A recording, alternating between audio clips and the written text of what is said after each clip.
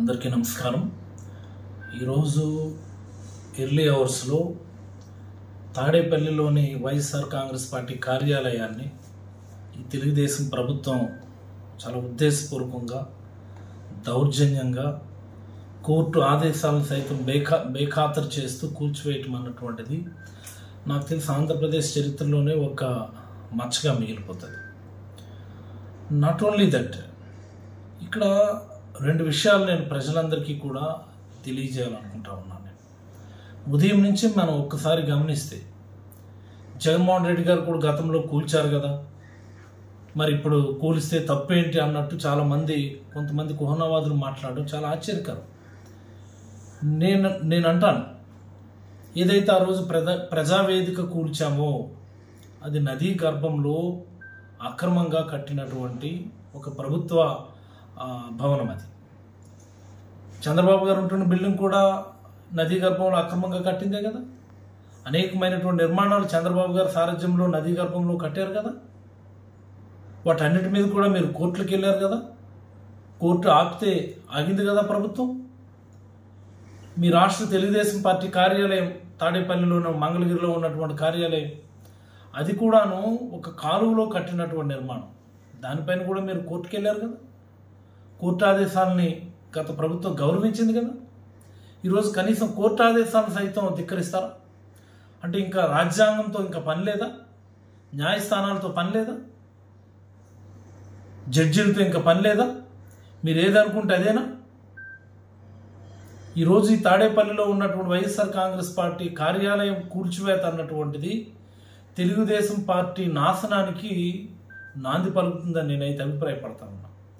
మీరు చూసుకోండి, గత 3 వారాలుగా జరుగుతున్నటువంటి విధ్వంసం, గ్రామాల్లో ఉన్న సచివాలయాలను ధ్వంసం చేస్తా ఉన్నాం, రైతు భరోసా కేంద్రాలను ధ్వంసం చేస్తా ఉన్నాం, హెల్త్ క్లినిక్ను ధ్వంసం చేస్తూ ఉన్నారు, ప్రతి శిలాఫలకాలను ధ్వంసం చేస్తూ ఉన్నారు, వైఎస్ఆర్ విగ్రహాన్ని ధ్వంసం చేస్తూ ఉన్నారు, రోడ్లను సైతం తవ్వేస్తూ ఉన్నారు, వ్యక్తుల మీద భౌతికంగా దాడులు చేస్తూ ఉన్నారు. ఓపిక పడతా ఉన్నాం. మేము అధికారం ఎవరికి శాశ్వతం కాదు కదా. 2019లో మిమ్మల్ని నేలమట్టం చేసి మాకు పెద్ద ఎత్తున మ్యాండేట్ ఇచ్చారు ప్రజలు.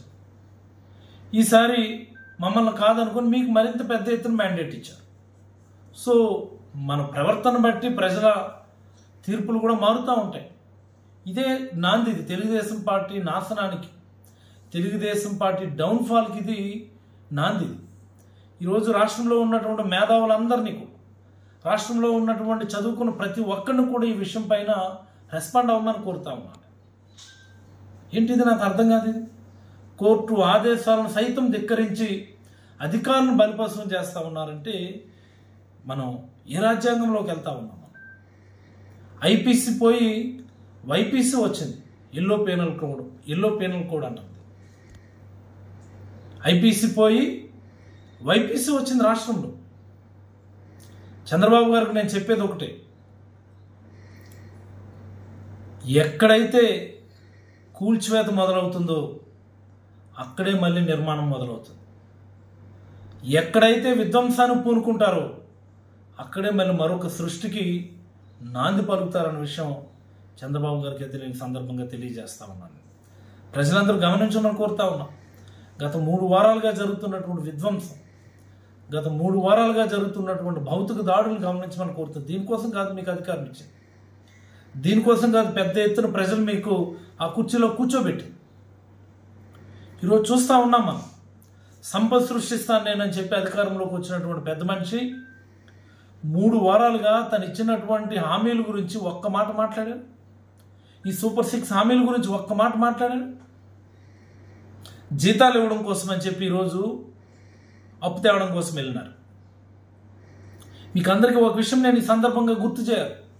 2019 మే 30వ తేదీన జగన్మోహన్ రెడ్డి గారు ముఖ్యమంత్రి అయితే 31వ తేదీ ఒక్కరోజే ఖాళీ ఉండి జూన్ 1వ తేదీకి జీతాలు పెన్షన్లు ఇవ్వాల్సినటువంటి సందర్భం వస్తే ఖజానాలో కేవలం 100 కోట్లే మిగిల్చారు. అప్పటి then finance minister Yanamala Ramakrishna గారు చెప్పిన మాట, మీకు ఎక్కడ అప్పు పుట్టదు, ఖజానాలో 100 కోట్లు తప్ప చిల్లు గవ్వలేదు, మీరు ఎలా జీతాలు ఇస్తారు, మీరు ఎలా పెన్షన్లు ఇస్తారో మేము చూస్తామని దెన్ ఫైనాన్స్ మినిస్టర్ చెప్పినటువంటి మాటల్ని జగన్మోహన్ రెడ్డి గారు ఒక ఛాలెంజ్గా తీసుకొని 1 డే గ్యాప్లో 1వ తేదీనే జీతాలు పెన్షన్లు ఇచ్చినటువంటి ఘనత మాది.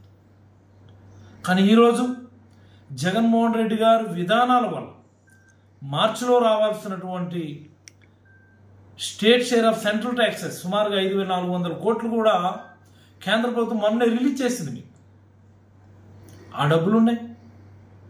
సుమారుగా 25-26 రోజుల గ్యాప్ ఉంది మీకు జీతాలు ఇవ్వడానికి. ఈరోజు మీరు ఆర్బీఐ వేలానికి వెళ్ళారంటే, పెన్షన్లు ఇవ్వడానికి మీరు అప్పు కోసం వెళ్ళారంటే, అంటే మరి ఈరోజు సింగపూర్ అయిపోయిందా ఆంధ్రప్రదేశ్? శ్రీలంక అవ్వడం లేదా? శ్రీలంక కాదు కదా. చంద్రబాబు కానీ సూపర్ 6 హామీలు అమలు చేసే పరిస్థితి ఉంటే సోమాలియాగా మారిపోతుందని నేనైతే అభిప్రాయపడతాను. ప్రజలు ఇచ్చిన తీర్పుని గౌరవించి ఈరోజు వైఎస్ఆర్ కాంగ్రెస్ పార్టీ సంయమనంతో చాలా ఓర్పుతో న్యాయ వ్యవస్థ మీద నమ్మకంతో ఈరోజు ఉన్నాం. ఏమనుకోవాలి, విధ్వంసానికి మీకు అవకాశం ఇచ్చింది. ఆల్రెడీ దేశం మొత్తం కోడే కూస్తుంది. ఆంధ్రప్రదేశ్ మరో బీహార్లో మార్చేశారు, ఆంధ్రప్రదేశ్ మరో యూపీలో మార్చేశారు, ఆంధ్రప్రదేశ్ మరో ఆంధ్రప్రదేశ్లో మార్చేశారని చెప్పి దేశం మొత్తం నేషనల్ మీడియా కోడే కూస్తుంది. రాబోయే రోజుల్లో ఇంకెన్ని విధ్వంసాలు చూడాలన్నటువంటి భయం ఆల్రెడీ ప్రజల్లో కనిపిస్తూ ఉంది. ప్రజలందరినీ గమనించమని కోరుతాము, మేధావులందరినీ గమనించమని కోరుతాము. దీనిపైన ప్రతి పౌరుడు కూడా రెస్పాండ్ అవ్వమని, ఆలోచించమని, ఎలాంటి వాళ్ళకి అధికారం ఇచ్చామో ఒక్కసారి ఆలోచించమని ప్రజలందరినీ కూడా కోరుతాము.